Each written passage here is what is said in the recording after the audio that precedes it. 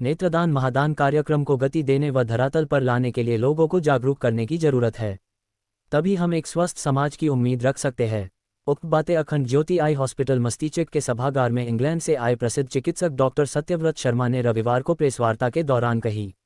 उन्होंने कहा कि आज लोगों को नेत्रदान के बारे में जागरूक कर हम पीड़ित लोगों को मदद भी पहुंचा सकते हैं। उन्होंने बताया कि क्षेत्र में लोगों को जागरूक करें कि एक आदमी मरने के 12 घंटे बाद भी उसके स्वजन मृतक का नेत्रदान कर सकते हैं। एक आदमी के आंख की पुतली से 2 आदमी को रोशनी दी जा सकती है।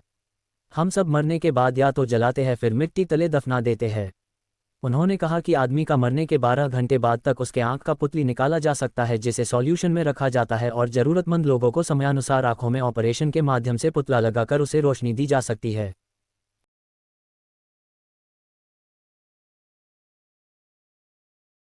के बारे में आप लोग जानते हैं। अब तक मैं परिचय दे दूं पहले क्या? तो मेरा नाम डॉक्टर अजीत पोद्दार, हम यहाँ के मेडिकल डायरेक्टर और अखंड ज्योति आई हॉस्पिटल तो विगत 17-18 साल से नेत्र सेवा प्रदान कर ही रही है बिहार और यूपी के कुछ क्षेत्रों में। अभी तक अखंड ज्योति में आँख से संबंधित तमाम बीमारियों का इलाज हो रहा था। हम लोग एक रोग से वंचित थे जो कि कॉर्नियल ट्रांसप्लांटेशन, जो नेत्र प्रत्यारोपण होता है, उससे हम लोग वंचित थे, क्योंकि उसकी सुविधा 2-3 बातों पर डिपेंड करता है कि समाज में जो है नेत्रदान के प्रति कितनी जागरूकता है और हमारे हॉस्पिटल में नेत्रदान की सुविधा है कि नहीं है। ये दोनों बातें परस्पर संबंधित है।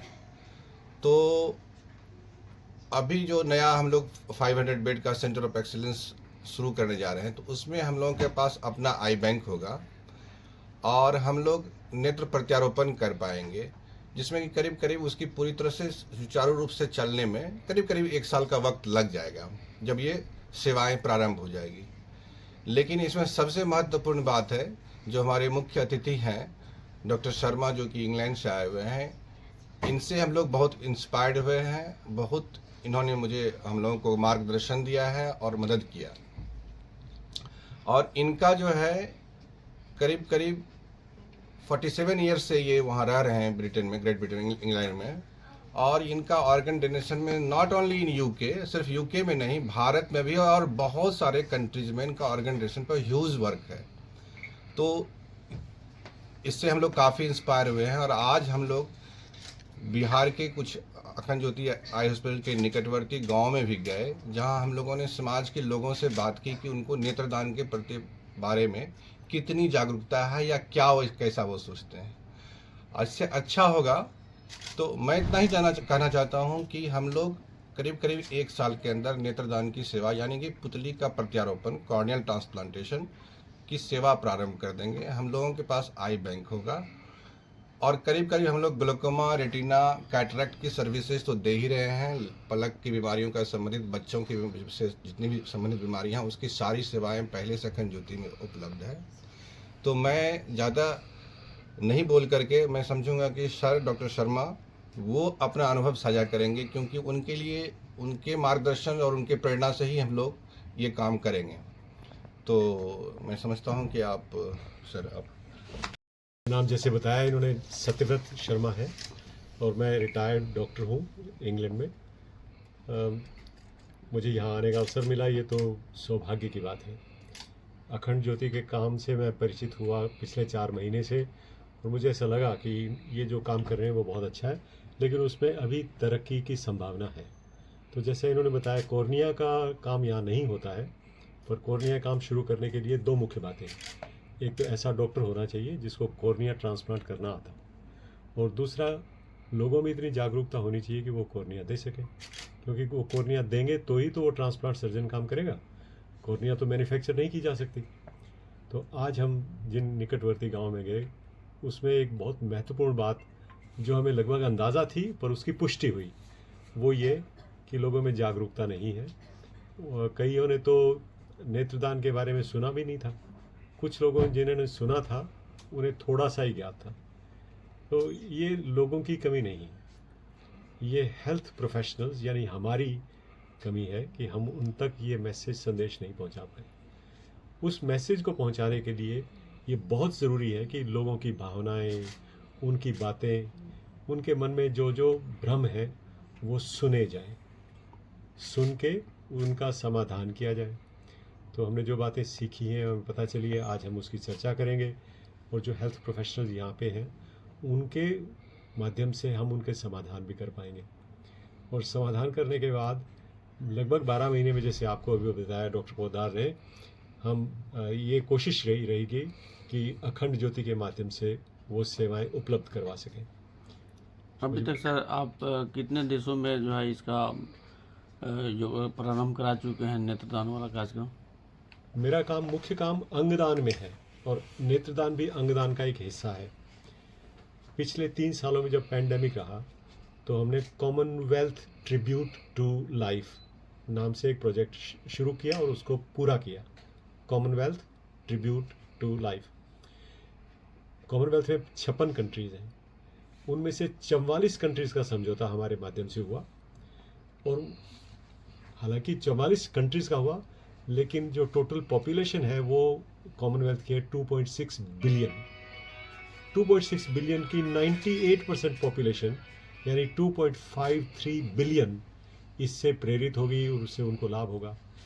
हम जाके उन लोगों से, तो इतने लोगों से बात करना संभव ही नहीं है एक जीवन में, पर वहाँ जो हेल्थ प्रोफेशनल्स रहते हैं, डॉक्टर्स हैं, नर्सिस हैं, उनको हमने ट्रिब्यूट टू लाइफ के माध्यम से अच्छी सेवाएं कहाँ उपलब्ध हैं, कैसे उपलब्ध है और कैसे आप अपनी जो भी स्तर है उस स्तर से ऊंचा उठ सकते हैं, इसका प्रोविज़न करवाया है।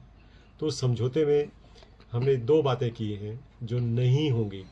एक तो ये कि किसी कंट्री पे कोई आर्थिक बोझ नहीं होगा, केवल बात हो सकेगी, उस बातों से लोग बागों का ज्ञान बढ़ेगा, लेकिन आर्थिक बोझ किसी कंट्री पे नहीं होगा। दूसरा, ऑर्गन्स एक कंट्री से दूसरे कंट्री में नहीं ले जाए जाएंगे, क्योंकि ये उचित नहीं है। ज़्यादा अच्छी बात यह है कि वहीं के ऑर्गन्स हों, उन्हीं को मिले, तो चांसेस ऑफ सक्सेस भी ज़्यादा रहती है। पर वो 44 कंट्रीज़ जिसमें 2.53 बिलियन लोगों को लाभ होगा, हम ये समझते हैं दिल से कि उनका भला होगा और वो इक्वालिटी की तरफ भी बढ़ेंगे। Equality of care is a very important subject. तो इक्वालिटी ऑफ केयर में एक ये सही प्रयास होगा उसकी तरफ, ताकि सबको जो जहाँ जिस स्तर पे है उससे वो ऊंचा उठने का मौका मिले। अच्छा सर, कंडीशन क्या रहेगा जो यहाँ नेत्रदान दान करेंगे, उनका कंडीशन क्या है? किस मामले में? नेत्रदान, जो कोई अंग दान करते हैं कोई, तो किस तरह के वो कंडीशन क्या है सर उसका? कंडीशन केवल 2 ही है। एक तो उसके मन में भावना होनी चाहिए, दूसरा वो अपने परिवार के लोगों को बता सके। यदि वो परिवार के लोगों को बता सकेगा तो ही ये संभव होगा, क्योंकि उस महिला ने, व्यक्ति ने तो चले जाना है। उसके पीछे जो लॉ ऑफ द लैंड है वो ये है कि बॉडी उसकी प्रॉपर्टी होती है जो पीछे रह गई, और उनके ये उनका हक है कि वो हाँ करें या ना करें। तो हमारी तो 2 मुख्य संदेश यही है कि एक तो आपके मन में भावना जागृत हो, दूसरा आप अपने परिवार के लोगों को बता सकें, ताकि वो अंगदान यानी इस मामले में आई दान या आँख का दान, नेत्रदान दिया जा सके। और दूसरी कंडीशन ये भी है कि उसको आई को लेके किसी दूसरे को दिए जाने की बात भी हो, वो ये यहाँ की जो संस्था है उसके माध्यम से वो कर पाएंगे। सर, सुदूरदेहाती क्षेत्र है जो कि काफ़ी रूरल एरिया में हर सुविधाएं हैं, लेकिन नेत्रदान जो है ये काफ़ी कठिन यहाँ के लिए है। इसमें सर इसको पूरा करने के लिए आपके माध्यम से क्या प्रयास किया जा सकता है, ताकि यहाँ लोगों तक ये जो है बहुत अच्छी सराहनीय पहल है, इसको हम लोग धरातल पर उतार सकें? ये किया जा सकता है कि सबसे पहले तो अवेयरनेस हो, यानी जागरूकता हो। उस जागरूकता के बिना कुछ भी नहीं संभव होगा। पर हमारे माध्यम से हमने ये भी कोशिश की है कि हम इस इंस्टीट्यूशन को, अखंड ज्योति को, इंग्लैंड में जोड़ सकें। तो जो इंग्लैंड में काफ़ी विकसित है ये काम, हमारे पास विकसित काम कैसे हुआ, हमने कैसे किया इसको, ये बात हम इनको बता पाएंगे। और आजकल ऐसा ज़रूरी नहीं है कि लोग एक देश से दूसरे देश में जाएं। वर्चुअल मीडियम से ये संभव है कि मीटिंग्स हो सकें। वर्चुअल मीटिंग से ये भी संभव है कि उनको हम टेक्निक्स दिखा सकें, जो ऑपरेशन हो रहे हैं उससे भी हम उन्हें बता सकें। तो ये हमारे माध्यम से हो सकेगा, बिकॉज उसमें हमें कोई कठिनाई नहीं है, बल्कि हमें खुशी है। जैसे एक मोमबत्ती से दूसरी मोमबत्ती को जलाएं तो पहली मोमबत्ती का रोशनी या उसका प्रकाश कम नहीं होता है, उसी तरह से हमारी ये भावना है कि हम अपने काम को इनसे साझा करें। और इंडिया क्यों, कॉमनवेल्थ कंट्रीज़ में हम साझा करना चाहते हैं। तो हमारी ये इच्छा है कि उससे इनको लाभ हो और हमें कोई कमी नहीं होगी। सर, आप इंटरनेशनल लेवल पर काफ़ी अच्छे प्रयास किए और 44 देशों को आपने जोड़ा इस क्षेत्र में।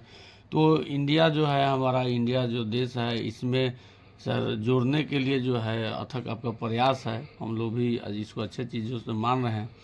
लेकिन एक मेरी जानकारी आपसे अति जरूरी है कि इंडिया में जो है इसके जागरूकता के लिए सर केवल अखंड ज्योति ही अपने चिन्हित किया गया है कि अदरवाइज और कहीं से इसका कार्यक्रम चलाया जा रहा है? नेत्रदान का काम इंडिया में हो रहा है बहुत जगह अन्यत्र में, लेकिन बिहार के गांव में अभी तक नहीं हो रहा है। तो मेरा कहने मतलब अखंड ज्योति पहला होगा जो बिहार, चूँकि अखंड ज्योति का तो इनका जो कॉज है वही है कि हम लोग रूरल में काम करते हैं, रूरल पीपल के साथ काम करते हैं। तो हम लोग ये पहला शुरू करेंगे। और एक्चुअली जो है आप ऐसे समझिए ना कि नेत्रदान का मतलब पूरा नेत्र नहीं होता है। नेत्रदान में जो है ना, ये जो आपका पहला द्वार है पुतली, वो पहला द्वार का प्रत्यारोपण होता है। ये अगर किसी कारण से खराब हो और बाकी का चीज़ ठीक है आँख का, तो पुतली का प्रत्यारोपण अगर कर दिया जाए तो उसकी रोशनी वापस आ सकती है, वो कम से कम अपने दैनिक क्रियाकलाप को कर सकेंगे। अवेयरनेस के लिए सर इस पर सरकार की कोई पहल चल रही है क्या? सरकार की भी पहल होती है, लेकिन सरकार की पहल होती है, जितने भी गवर्नमेंट एजेंसी है और नॉन गवर्नमेंट एजेंसी है, सबों की पहल होनी चाहिए। इनफैक्ट ये जब तक ये आम लोगों तक ना पहुंचेगी बात, तब तक जागरूकता नहीं। और जब जागरूक हो जाएंगे तो पैसे भी जो है मृत्यु उपरांत क्या करना है, शरीर के किसी अंग का क्या वैल्यू है, तो उसको अगर दान दिया जाए तो किसी से, तो सर का ही कहना है अभी कि आपकी आयु तो लिमिटेड है, लेकिन आपके अंग की आयु को अनलिमिटेड किया जा सकता है, बढ़ाया जा सकता है। आज सर ग्रामीण क्षेत्र में सर के द्वारा भ्रमण किया गया है, वहाँ के लोगों के विचार क्या आया? या उससे पहले ये भी ज़रूरी है समझना कि इंडिया हमारे Commonwealth tribute to life project से जुड़ा हुआ है, पूरी तरह जुड़ा हुआ है। बल्कि मैं एक कॉन्फ्रेंस अटेंड करने आया हूँ जो इंडिया हमारे प्रोजेक्ट को सेलिब्रेट कर रही है। वो गुरुग्राम में होगा, 3 दिन की कॉन्फ्रेंस होगी। तो हम इस पर बहुत चर्चा करेंगे, बहुत से लोगों को लाभ होगा। तो इंडिया जुड़ चुका है, इसमें तो संदेह नहीं है। और इंडिया में जैसे इन्होंने बताया, बहुत से ऐसे सेंटर्स हैं जहाँ पे कोर्निया ट्रांसप्लांटेशन होता है। कई मेडिकल कॉलेजेस में होता है, कई डिस्ट्रिक्ट में प्राइवेट हॉस्पिटल्स वाले करते हैं, और कई प्राइवेट हॉस्पिटल्स ऐसे हैं जो बिना फीस के ये काम करते हैं। तो ऐसा काम बहुत इंडिया में हो रहा है और वो बढ़ना चाहिए। पर बिहार में इस क्षेत्र में इस काम की कमी है। इसका अर्थ ये नहीं कि पटना मेडिकल कॉलेज में ट्रांसप्लांटेशन, कोर्निया ट्रांसप्लांट नहीं होता है, वहाँ पे भी होता है। पर इस क्षेत्र में उस बात की कमी को पूरा करने के लिए अखंड ज्योति पूरा काम करेगी। सॉरी, आप कुछ पूछ रहे थे? मैं अवेयरनेस के लिए आज सर आप निकले हैं, वहाँ पे लोगों की विचार क्या है? उनका सबसे मुख्य तो यही विचार था कि अवेयरनेस है नहीं, वरना इतनी अच्छी बात को हम भी लागू करना चाहते हैं। वो इस बात से प्रसन्न थे कि हमने अपना समय दिया और एक टीम लेके हम गए, बात की। क्योंकि जो मानवीय भावना है वो, you have to trust me, मानवीय भावना बहुत अच्छी है। हम एक दूसरे के प्रति बहुत जागरूक रहना चाहते हैं, एक दूसरे की हेल्प करना चाहते हैं। कोई आदमी डूब रहा हो तो उसको बचाने के लिए 10 आदमी कोशिश करते हैं। कोई आदमी यदि कुएं में गिर जाए तो उसको 50 लोग निकालने की कोशिश करते हैं। वो भावना आँख के बारे में भी बिल्कुल सही उसी तरह से है। पर उनको यदि पता ही ना हो कि क्या करना है, कब करना है, कैसे करना है, तो इसमें थोड़ी सी कमी कहीं है। वो कमी पूरी करने के लिए अखंड ज्योति ने ये पहला कदम उठाया है और मुझे पूरी आशा है कि वो कामयाब होंगे। सर, आप अपने स्तर से इस डेवलपमेंट के लिए क्या यहाँ के लोगों से अपील करना चाहिएगा? मैं ये कहना चाहूँगा कि जब आपको ये बात पता चले तो इसके बारे में आप पूरी जानकारी लें, और पूरी जानकारी लेके वो अपने तक सीमित ना रखें, अपने नज़दीकी रिश्तेदारों से पूरी तरह से उसको शेयर करें, और उस पर भी सीमित ना रखें।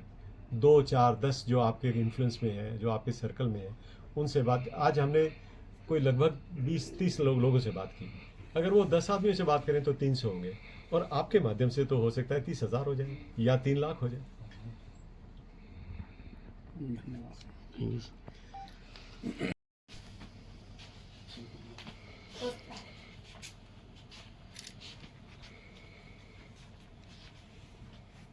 महारानी ने 2010 में MBE से ऑनर किया। MBE का अर्थ होता है, जैसे यहाँ पद्मश्री होती है वैसे वहाँ MBE होती है। पर मेरे काम से वहाँ के लोगों ने मुझे नॉमिनेट किया और उसके बाद महारानी से मुझे सम्मान मिला, इससे मुझे काफ़ी प्रसन्नता हुई। पर ये भी कितनी अच्छी बात है कि एक भारतीय होने के नाते बाहर मुझे पुरस्कार मिला, सम्मान मिला। ये मैं समझता हूँ कि उनकी बड़ाई है। चलिए सर, इसके